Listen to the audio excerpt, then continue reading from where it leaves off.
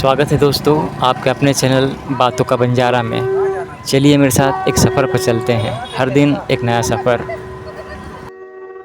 आखिर सोमनाथ मंदिर में मौजूद स्यमंतक मणि की क्या है सच्चाई? आखिर क्या था सोमनाथ मंदिर के हवा में तैरते हुए ज्योतिर्लिंग का रहस्य? सोमनाथ मंदिर की खुदाई के समय पुरातत्व सर्वेक्षण विभाग को ऐसा क्या मिल गया जिसने पुरातत्व विभाग की रातों की नींद उड़ा दी? इसी तरह के कई रहस्यों के बारे में जानेंगे इस वीडियो में। दोस्तों, देवों के देव महादेव के पूरे भारत में 12 पवित्र ज्योतिर्लिंग स्थापित हैं। इनमें से पहला ज्योतिर्लिंग गुजरात के काठियावाड़ में मौजूद है, जिसका नाम सोमनाथ ज्योतिर्लिंग है। इसे पृथ्वी का सबसे पहला ज्योतिर्लिंग माना जाता है, जिसे स्वयं चंद्रदेव ने स्थापित किया था। सोमनाथ मंदिर न केवल एक धार्मिक स्थल है, बल्कि भारत का एक महत्वपूर्ण ऐतिहासिक स्थल भी है। यह हिंदू संस्कृति के लचीलेपन और निरंतरता का प्रतिनिधित्व करता है। सोमनाथ मंदिर की कहानी और इतिहास विभिन्न युगों से बदलता रहा है। इसके निर्माण का एक विवादित इतिहास है। सोमनाथ मंदिर का ज्योतिर्लिंग इस धरती का पहला शिवलिंग है, लेकिन इतिहास में सोमनाथ मंदिर को कई बार आक्रमणकारियों का शिकार होना पड़ा है।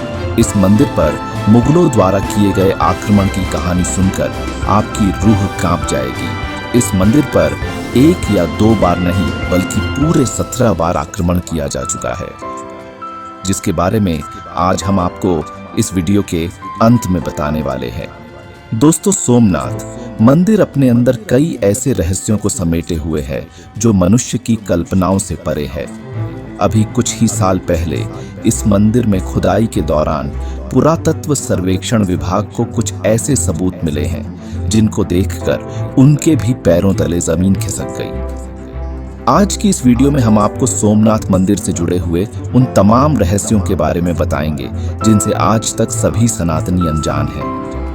अगर आप लोग भी महादेव के भक्त हैं और सोमनाथ मंदिर के बारे में जानना चाहते हैं, तो इस वीडियो को अकेला न देखकर अपने दोस्तों तक भी जरूर शेयर करें, ताकि उन्हें भी सोमनाथ मंदिर से जुड़े कुछ अनोखे रहस्यों के बारे में जानने को मिल सके। तो चलिए बिना किसी देरी के करते हैं वीडियो की शुरुआत।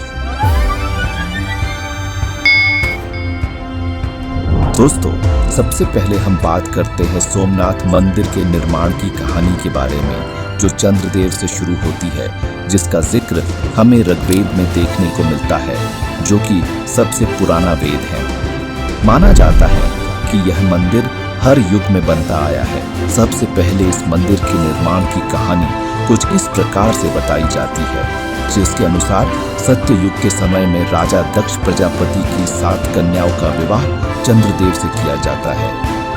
इनमें से रोहिणी नाम की दक्ष कन्या काफी सुंदर थी, जिससे चंद्रदेव सबसे अधिक प्रेम करते थे। चंद्रदेव अपना ज्यादातर समय रोहिणी के साथ ही बिताते थे, जिसके चलते बाकी की दक्ष कन्याओं को चंद्रदेव समय नहीं देते थे। इस बात पर क्रोधित होकर बाकी 6 कन्याओं ने इस बात की शिकायत दक्ष प्रजापति से की। जब दक्ष को इस बात का पता चला तो वह चंद्रदेव पर काफी क्रोधित हुए और उन्होंने चंद्रदेव को क्षय रोग होने का श्राप दिया। इसके कारण चंद्रदेव ने तुरंत ही अपना तेज खो दिया और क्षय रोग से ग्रसित हो गए, जिसके बाद चंद्रदेव की शक्तियां धीरे धीरे खत्म होने लगी थी। तब उन्होंने ब्रह्मा जी के कहने पर धरती पर आकर भगवान शिव की आराधना करना शुरू की और भगवान शिव ने चंद्रदेव को उनके श्राप से मुक्ति दिलाई। हम सभी जानते हैं कि चंद्रदेव को सोम कहा जाता है और उन्होंने भगवान शिव की पूजा की थी, जिसके चलते जब इस जगह भगवान शिव का मंदिर स्थापित किया गया तो इसे सोमनाथ नाम दिया गया। माना जाता है फिर चंद्रदेव ने यहाँ पहला सोमनाथ मंदिर स्वर्ण यानी कि सोने से बनवाया था। दूसरी बार इस मंदिर को रावण ने चांदी से बनवाया था। तीसरा बार भगवान श्री कृष्ण ने इसे चंदन से बनवाया था। वर्तमान में इस मंदिर का जो गर्भगृह जहाँ पर शिवलिंग स्थापित है, वो पूरा हिस्सा शुद्ध सोने से बना हुआ है। इस वीडियो क्लिप में आपको दिखाई दे रहा होगा। तो चलिए दोस्तों, अब एक एक करके सोमनाथ मंदिर से जुड़े हुए उन तमाम रहस्यों के बारे में जानने का प्रयास करते हैं जो इस मंदिर को खास बनाते हैं। नंबर 1, बाण स्तंभ का रहस्य। दोस्तों, सोमनाथ मंदिर के दक्षिण में बाण स्तंभ मौजूद है, जो बहुत ही प्राचीन माना जाता है। कुछ विद्वानों का कहना है कि इस स्तंभ का जिक्र 6वीं शताब्दी से इतिहास में देखने को मिलता है। हालांकि ये कोई नहीं जानता कि इसका निर्माण कब हुआ था और किसने और क्यों कराया था। जानकार इस बारे में बताते हैं कि बाण स्तंभ एक दिशा दर्शक स्तंभ है, जिसके ऊपरी हिस्से पर एक तीर बनाया गया है, जिसका मुंह समुद्र की ओर है। इस बाण स्तंभ पर संस्कृत में कुछ लिखा हुआ है, आ समुद्रांत दक्षिण ध्रुव पर्यंत अबाधित ज्योतिर्मार्ग। अगर इसका अनुवाद हिंदी में देखें तो इसका मतलब यह है कि सोमनाथ मंदिर के उस बिंदु से लेकर दक्षिण ध्रुव तक यानी अंटार्कटिका तक एक सीधी रेखा खींची जाए तो बीच में एक भी पहाड़ या भूखंड का टुकड़ा नहीं आता है, और यह 100% सच है। अनेक खोजियों ने इस बारे में शोध भी किया कि इतने वर्ष पुराने स्तंभ की सूचना सही है या नहीं, पर सभी में इस स्तंभ की सत्यता ही निष्कर्ष में आई। यह हर भारतीय के लिए गर्व और आश्चर्यचकित करने वाली बात है कि इतने वर्ष पहले भी हमें समुद्री मार्गों और पृथ्वी के मानचित्र का सटीक ज्ञान था। उस समय यूरोपीय वासी पृथ्वी को समतल माना करते थे। तब तकनीक इतनी आधुनिक नहीं थी, तब भी हमारे भारतीय पूर्वजों को इतनी सूक्ष्म जानकारी थी कि इस मार्ग में कोई भूखंड यानी जमीन का कोई टुकड़ा नहीं है और पृथ्वी दक्षिणी ध्रुव और उत्तरी ध्रुव में बटी हुई है। अब सबसे बड़ा सवाल ये है कि क्या उस काल में भी लोगों को ये जानकारी थी कि दक्षिणी ध्रुव कहाँ है? अगर उन लोगों को पता था तो कैसे उन लोगों ने इस बात का पता लगाया होगा कि बाण स्तंभ के सीध में कोई पहाड़ या जमीन नहीं है? ये अब तक एक रहस्य ही बना हुआ है। आज के समय में तो इस तरह की रहस्यमयी चीजों का पता किसी विमान या सैटेलाइट के जरिए ही लगाया जा सकता है। रहस्य नंबर 2, प्रवेश से पहले मुस्लिमों को लेनी पड़ती है इजाजत। गुजरात के सोमनाथ मंदिर प्रशासन ने मुसलमानों के मंदिर में प्रवेश करने पर प्रतिबंध लगाया हुआ है।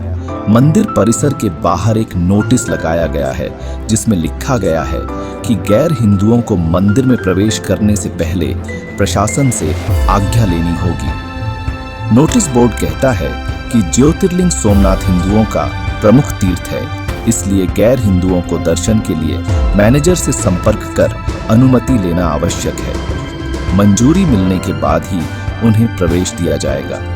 हम सभी जानते हैं कि सोमनाथ मंदिर पर जितनी भी बार हमला हुआ है वो मुस्लिम शासकों के द्वारा ही किया गया है। ऐसे में मंदिर कमेटी का कहना है कि यह मंदिर हिंदुओं का है, और अगर कोई गैर हिंदू इस मंदिर में प्रवेश करता है तो यह जानना जरूरी है कि वह किस उद्देश्य से यहाँ आया है।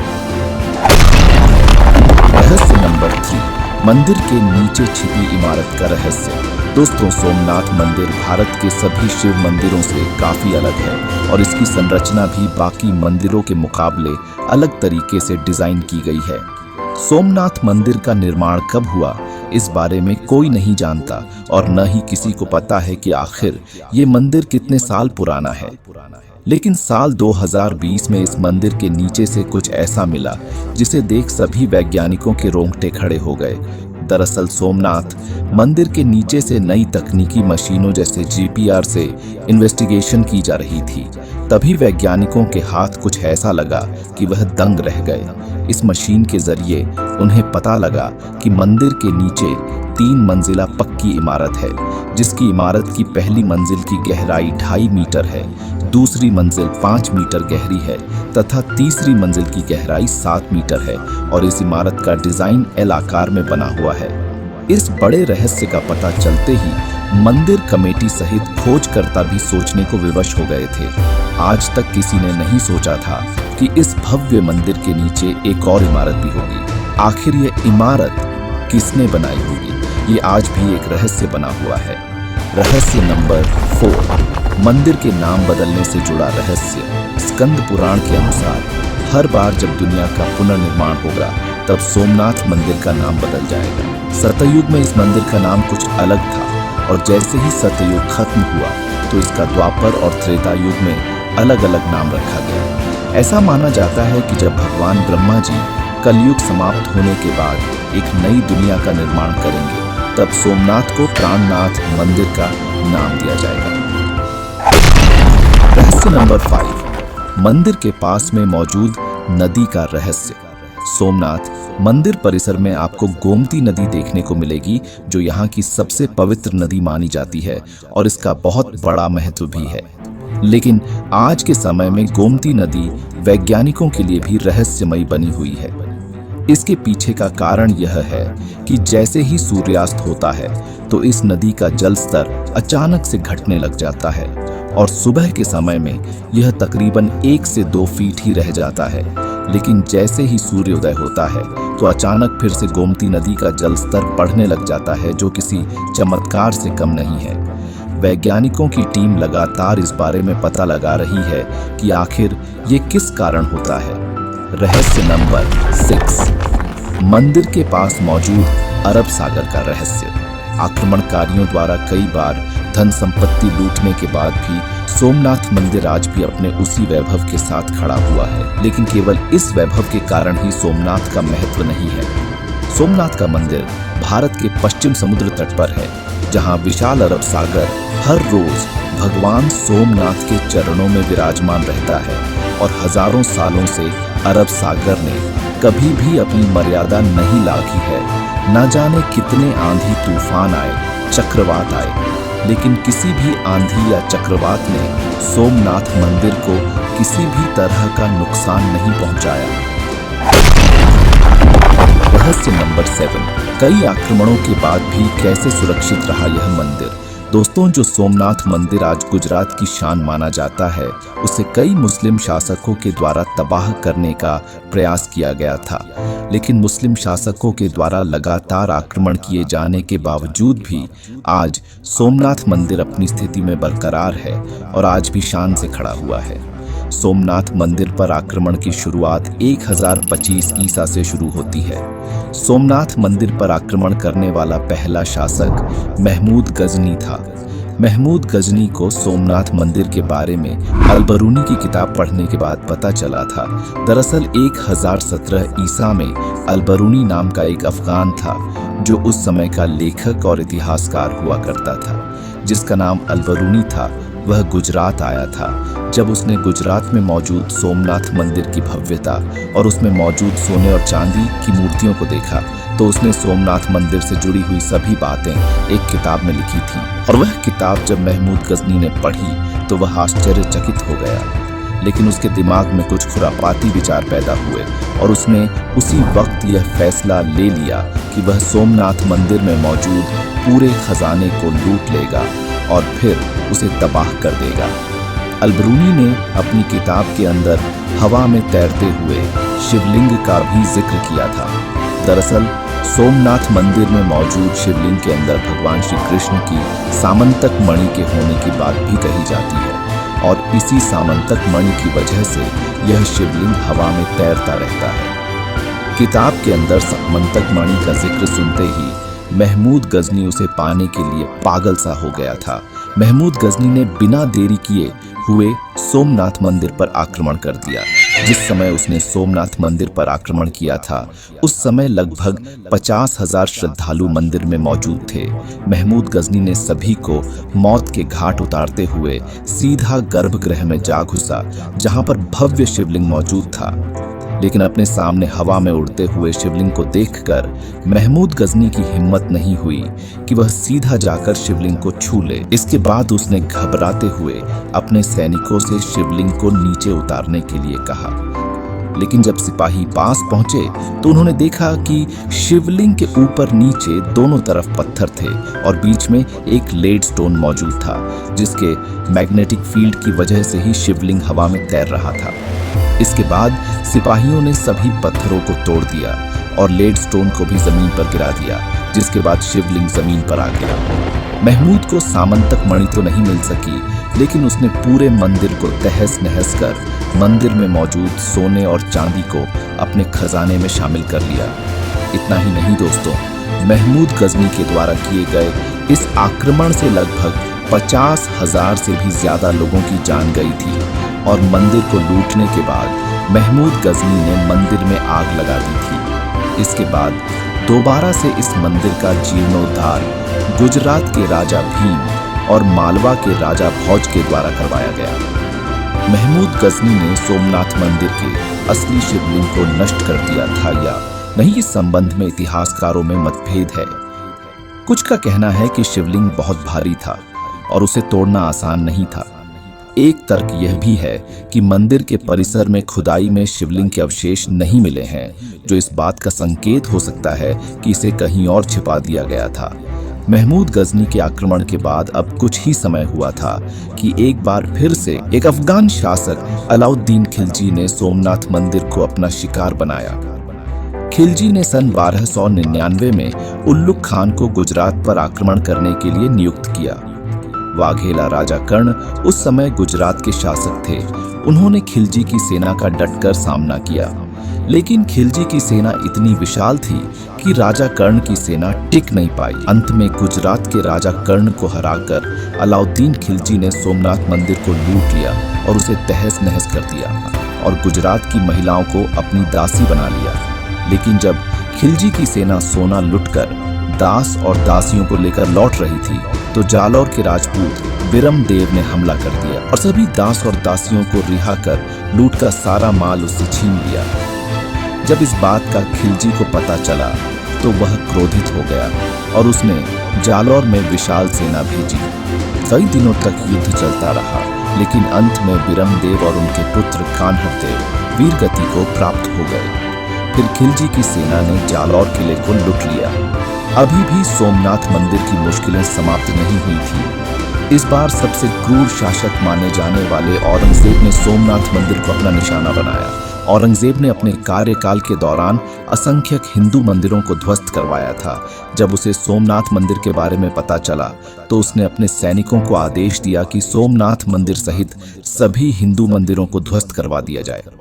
जब इस बात का पता हिंदुओं को चला तो उन्होंने इस चीज का विरोध किया, लेकिन औरंगजेब की सेना ने सभी को अपने रास्ते से हटा दिया और मंदिर में मौजूद सभी आभूषणों को लूट लिया और उसे तहस नहस कर दिया। कई वर्षों तक सोमनाथ मंदिर वीरान पड़ा रहा। आज हम जिस सोमनाथ मंदिर को देखते हैं वह इसका 7वां रिकंस्ट्रक्शन है, जिसे सन 1951 में डॉक्टर राजेंद्र प्रसाद और सरदार वल्लभ भाई पटेल जी के द्वारा करवाया गया था। इसलिए इस मंदिर के पास में सरदार वल्लभ भाई पटेल का एक स्टैच्यू भी बना हुआ है। तो दोस्तों, ये थे सोमनाथ मंदिर से जुड़े कुछ रहस्य जिनके बारे में हमने इस वीडियो के अंदर जाना। उम्मीद करते हैं आपको हमारी आज की यह वीडियो काफी पसंद आई होगी। अगर वीडियो पसंद आई हो तो कमेंट बॉक्स में हर हर महादेव लिखना ना भूलें और इस वीडियो को लाइक और शेयर करना भी बिल्कुल भी ना भूलें। अगर आप इस चैनल पर नए हैं और आपने अभी तक हमारे चैनल को सब्सक्राइब नहीं किया है तो जल्दी से हमारे चैनल को सब्सक्राइब कर लें, क्योंकि इसी तरह की वीडियो हम हमेशा लाते रहते हैं। अंत तक हमारी वीडियो देखने के लिए धन्यवाद।